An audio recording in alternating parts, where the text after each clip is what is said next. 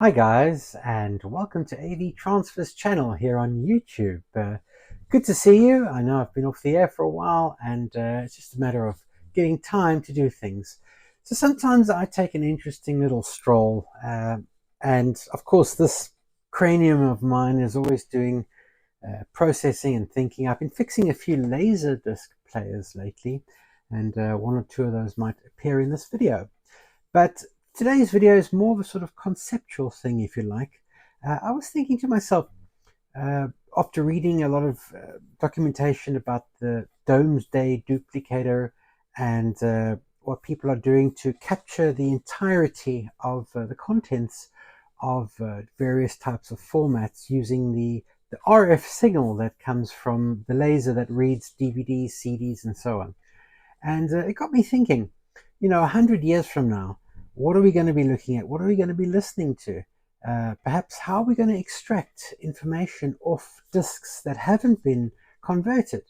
Are we going to be able to scan them like we would a photograph and use computer software to extract the information without a laser, without a recorder of any kind or player to read them? What are the future generations going to be using? So this video, we just explore some of those interesting things, and hopefully you'll enjoy. And please remember to comment, like, and subscribe.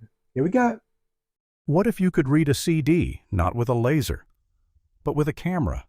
And what about a Laserdisc?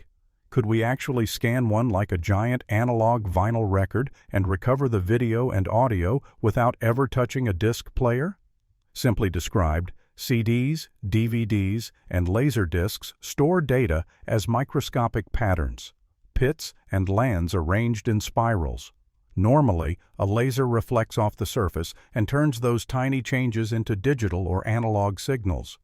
But in theory, if you could capture a high-resolution image of the disc surface, could you decode that data just by analyzing the picture? Could it work on CDs or DVDs? CDs are digital, and the pits are tiny, about half a micron wide. That's smaller than what most microscopes can cleanly resolve. DVDs? Even worse, more than double the density. You'd need equipment that can image submicron features, track a continuous spiral pattern, and then decode 8 to 14 modulation, error correction, and jitter tolerances. Basically, you'd be recreating the logic of a CD player, but in software, from a photograph. Not impossible. But wow, good luck. But then came Laserdisc. Laserdisc flips the script.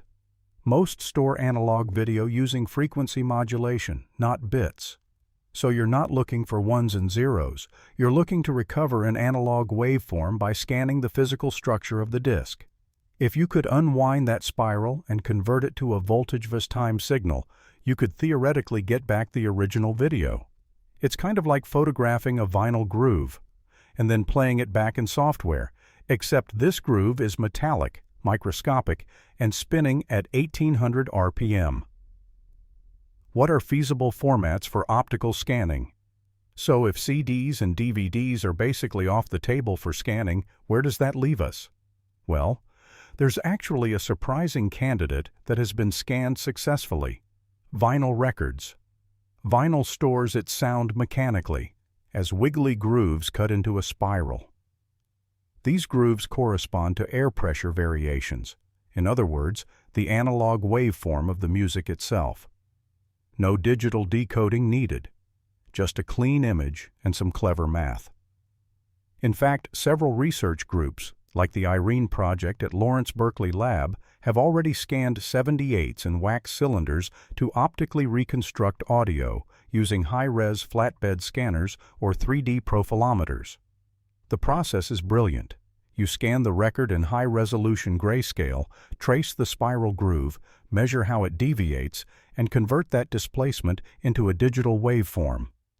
For stereo records, both groove walls contain separate channels, so software mimics how a stylus would move in 3D space. It's not perfect. You lose some high-end detail, and scratches show up more clearly. But it works, and it's non-destructive. So while CDs and DVDs need lasers and error correction galore, vinyl and Laserdisc offer a more physical, analog path. If it vibrates, you can scan it. Howard, what's actually possible? Could you really build a virtual laser disc or record player using images? In theory, yes. In practice? You'd need a high-res scanner, crazy image processing, and a whole lot of patience. But it's not off the table. The challenge to all of us. So here's the question for you. Is this the future of digital forensics or just a nerdy fever dream? Should we try it, or at least simulate the process? Let me know in the comments. From all of us at the avtransfers.co.uk studio, cheers for now.